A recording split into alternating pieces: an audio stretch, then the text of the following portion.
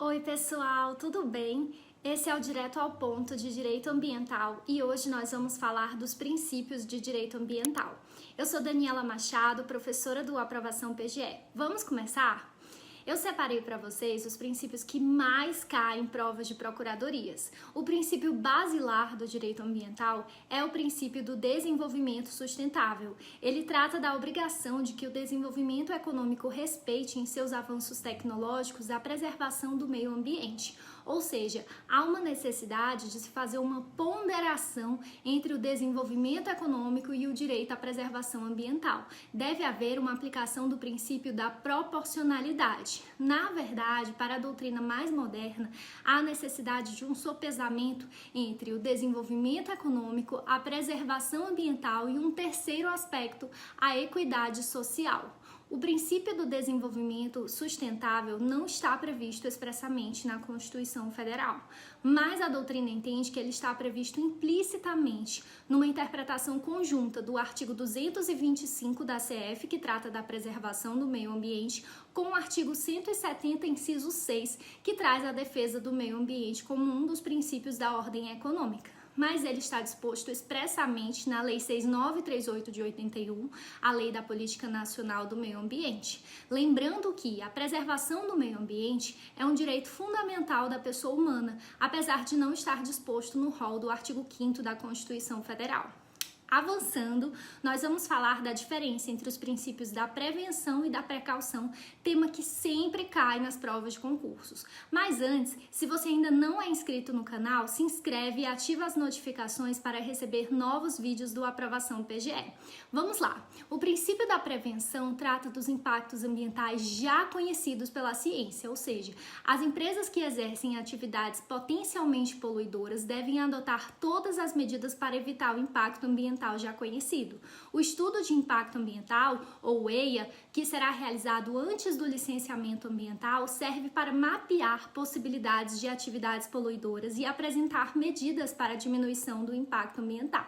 Nós vamos falar com mais calma de licenciamento ambiental em outro vídeo dessa série, mas é importante saber que o empreendedor deverá apresentar nesse estudo de impacto ambiental as medidas para eliminar ou diminuir a poluição do meio ambiente no seu empreendimento, pois de outra forma não haverá licenciamento ambiental pelo Estado. Já o princípio da precaução trata da necessidade de se evitar o dano ao meio ambiente nas hipóteses em que há uma dúvida científica acerca do impacto daquela atividade. Então, a diferença entre prevenção e precaução é que na prevenção há uma certeza de que aquela atividade causa um impacto negativo no meio ambiente, e já na precaução há uma incerteza, mas que na dúvida devemos priorizar a preservação do meio ambiente, ou seja, é adotado no direito ambiental o indúbio pró natura ou indúbio pró salude.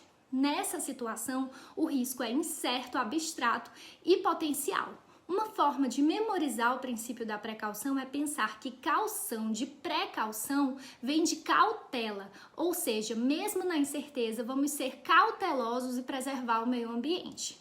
De acordo com o STJ, o princípio da precaução acarreta a inversão do ônus da prova no direito ambiental. Então, será o ônus do possível poluidor comprovar cientificamente que aquela atividade não acarreta dano ao meio ambiente. Nesse sentido, a súmula 618 do STJ fala que a inversão do ônus da prova vai se aplicar às ações de degradação ambiental. Segundo o STJ, além do fundamento do princípio da precaução para a inversão do ônus da prova no direito ambiental, há também a possibilidade de se justificar essa inversão com base no Código de Defesa do Consumidor.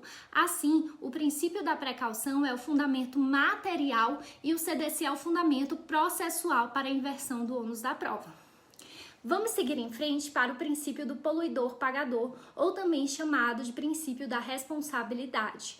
A atividade empresarial que gera impacto ambiental gera também lucro para o seu produtor, mas o impacto ambiental é suportado por toda a coletividade. Então, não é justo que os lucros sejam privativos do empresário e as perdas sejam compartilhadas com a coletividade. Por isso, aquele que polui deve também suportar as externalidades negativas daquela atividade. Em outras palavras, então, o princípio do poluidor-pagador busca evitar a privatização dos lucros e a socialização dos custos ambientais. Assim, as consequências devem ser internalizadas, ou seja, atribuídas apenas aos responsáveis pelo dano. Esse princípio está previsto expressamente no artigo 4º, inciso 7 da Lei 6.938 e também na Declaração Rio 92. O princípio do poluidor-pagador, apesar do nome, não permite que aquele que paga tenha o direito de poluir. Isso porque o direito ambiental preza pela preservação do meio ambiente, pois nem todo dano pode ser recuperado, mas caracterizado esse dano ambiental, o poluidor tem um dever de arcar com a sua recuperação ou reparação. Essa responsabilização pode ser prévia, concomitante ou posterior ao dano.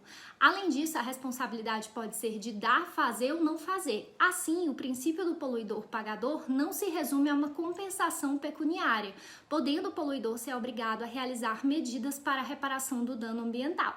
Há a possibilidade também de cumulação entre as obrigações pecuniárias de fazer e de não fazer, de acordo com o STJ. O poluidor pode ser uma pessoa física ou jurídica de direito público ou privado, ou seja, o Estado também pode ser responsabilizado por dano ambiental. Além disso, essa responsabilidade de todos eles, seja da pessoa física, jurídica, de direito público ou privado, é objetiva, independentemente de culpa, pela teoria do risco integral. De acordo com o STJ, o erro na concessão da licença ambiental não é capaz de quebrar o nexo causal na reparação do meio ambiente, incidindo o princípio do poluidor-pagador. Ou seja, mesmo que o Estado conceda erroneamente uma licença ambiental para determinado empreendimento que venha causar o dano ambiental, ainda assim o responsável por aquele empreendimento será obrigado a reparar a lesão ao meio ambiente. Um princípio que não pode ser confundido com o do poluidor-pagador é o princípio do usuário-pagador. De acordo com esse princípio, o usuário deve contribuir pela utilização de recursos ambientais com fins econômicos, tendo havido ou não poluição. Assim, o princípio do usuário-pagador não busca punir o usuário, pois não necessariamente houve um comportamento ilícito, mas sim evitar o enriquecimento sem causa com a utilização gratuita de recursos naturais. O artigo 36 da Lei 9985 estabelece que a obrigação de que o autor do empreendimento de significativo impacto ambiental apoie a implementação e manutenção de unidades de conservação da natureza. Essa é uma hipótese de aplicação do princípio do usuário-pagador, segundo o STF, porque nessa situação ele não está pagando pela recuperação do meio ambiente, mas sim pela sua utilização. Alguns doutrinadores consideram que o princípio do poluidor-pagador é um subprincípio do usuário-pagador e isso pode cair na sua prova. Por último, vamos falar do princípio do protetor-recebedor. Esse princípio estabelece benefícios monetários ou não àqueles que realizam atividades de proteção ao meio ambiente. O pagamento pelo serviço ambiental, o PSA, é a contraprestação entregue ao protetor-recebedor. O Código Florestal concretizou esse princípio ao trazer o Programa de Apoio e Incentivo à Preservação e Recuperação do Meio Ambiente, mas ele foi previsto primeiramente na Lei 12.305 de 2010, a Lei da Política Nacional de Resíduos Sólidos. Então, pessoal, esses foram os princípios mais importantes do direito ambiental. Até o próximo vídeo do Direto ao Ponto.